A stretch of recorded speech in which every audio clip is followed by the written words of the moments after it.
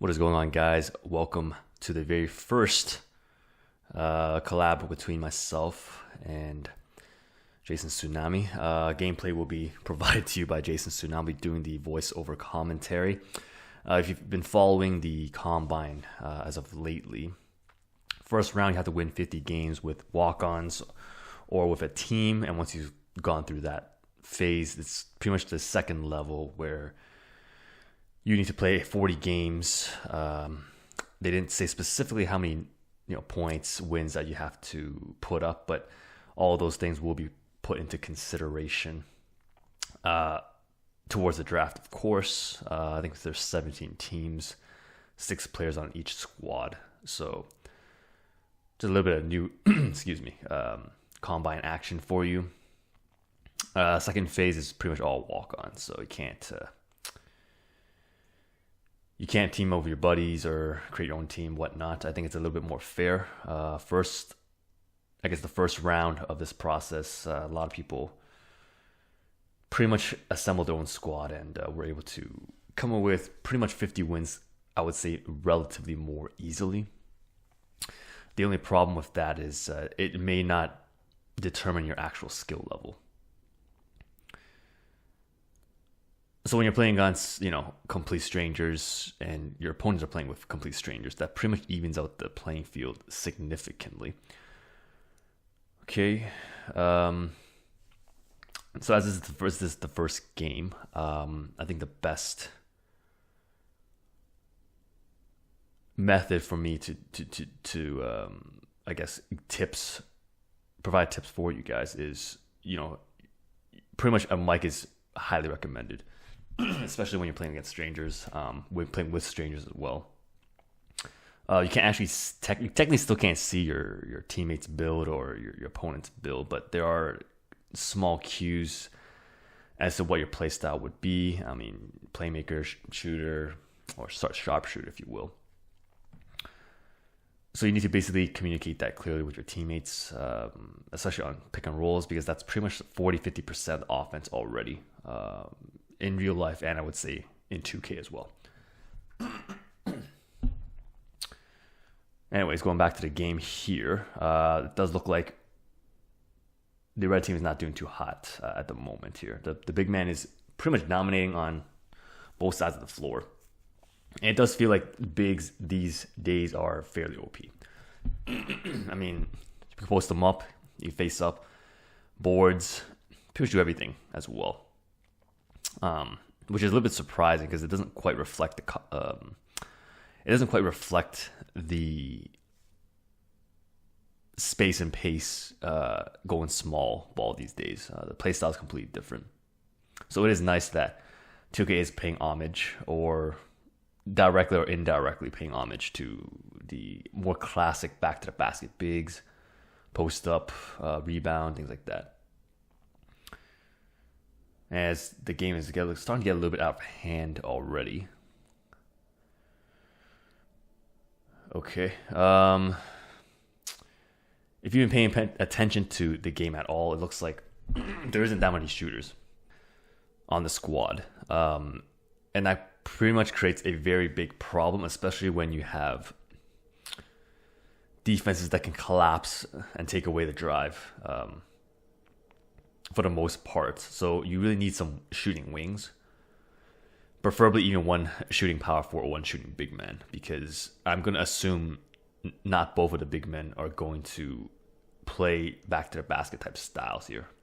That's a good pass, but it doesn't make it. A lot of these preset builds statistically are the same. So if you're going to play as a playmaking sharp, and your matchup against a playmaking sharp, your stats are pretty much identical. So that's 2K's way of trying to even up the playing field the best they can. So there's no inherent statistical advantage. Another problem that could arise is too many similarities. So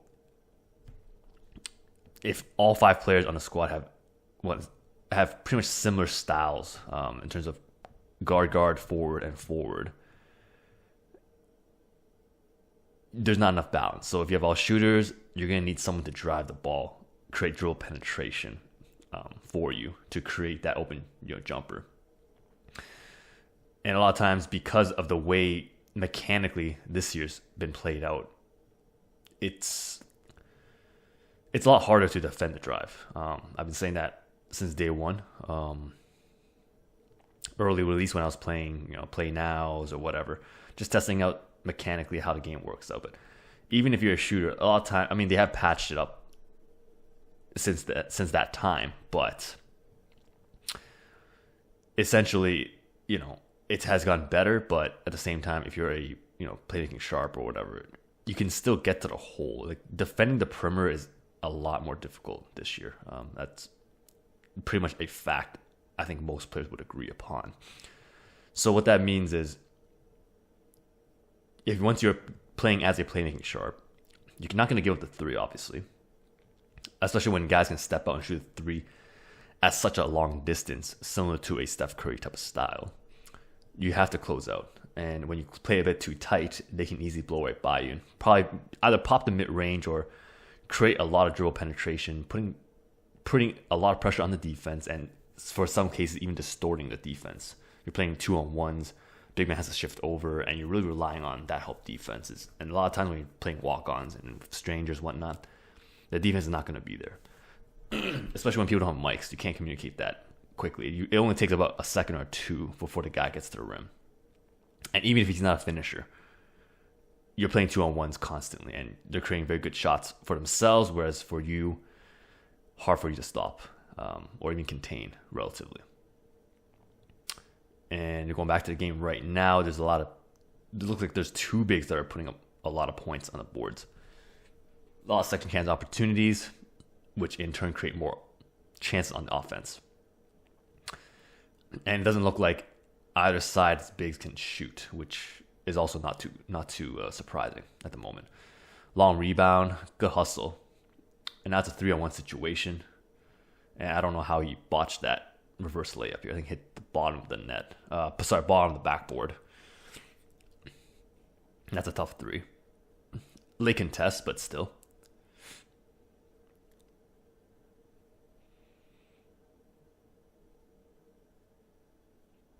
It's very, very crowded, as you can see here. He doesn't make the shot, but he did have an open look. How he didn't finish that, I don't know how he finished that right around the rim.